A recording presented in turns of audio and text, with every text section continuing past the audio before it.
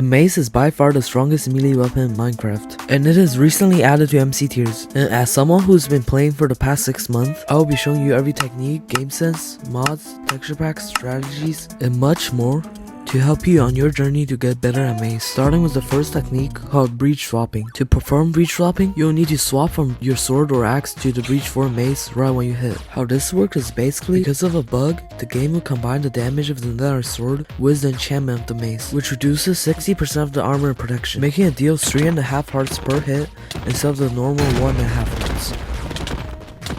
You should also use this when slamming, but with density when you fall above 7 blocks, and breach when you fall below 7 blocks. With that out of the way, I'll be explaining how to use wind charges and elytras. You should always jump when you use a wind charge, which as you can see gives a significant increase of height over not jumping. And how you use elytra is by wind charging, right clicking the elytra and pressing space. There's also a really useful technique called elytra boosting, where you go down with elytra, wind charge and press space at the same time and then aim up, making you go way higher and give you a high advantage over your opponent. And while you elytra mace, you should take off your elytra first, and then swap from elytra to mace while hitting to do the maximum damage. Now I'll be explaining far pulling and pro catching, two of the most useful techniques within the pros. Far pulling is when you pro on someone's hitbox while they're in the air and then slam them. This can be performed at any distance when they're below you or above you.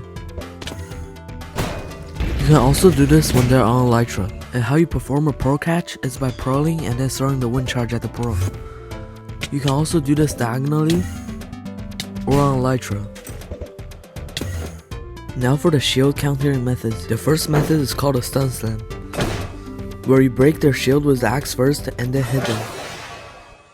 This method can be performed by butterfly clicking, double clicking, or just simply clicking twice. And while you're performing this on elytra, one tip is to slow down so you have more time of getting a hit. The next method is backstab, which you can also perform on elytra, but it can be easily countered by just turning around. The next shield counter technique is shield draining, where you continuously mace at the shield with the density mace until their shield breaks. To do the maximum durability damage to their shield, you need to swap from your axe to the density mace while hitting. The shield durability damage is based on how high you fall and how many times you hit their shield. Now I'll show some techniques that aren't as useful but will help you in some situations. Double breach is when you slam with breach twice in midair. Head proling is when you pro on their head and then slam. It can also be used as a follow-up after you hit with the density mace. Wall abusing is when you elytra the wall and then spam wind charge to get up quickly.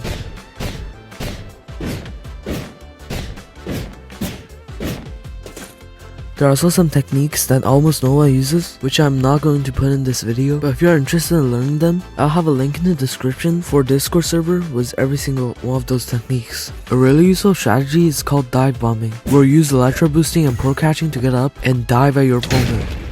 This can be also combined with all the shield countering methods.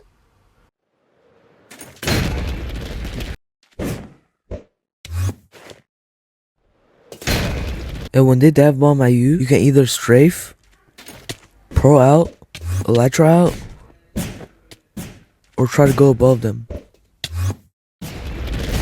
You should often totem most of the time, but if both your totems swap, or if you and your opponent are both playing ground, the best thing to offhand will be a shield. But if both your totems and your shield is gone, you shouldn't offhand anything.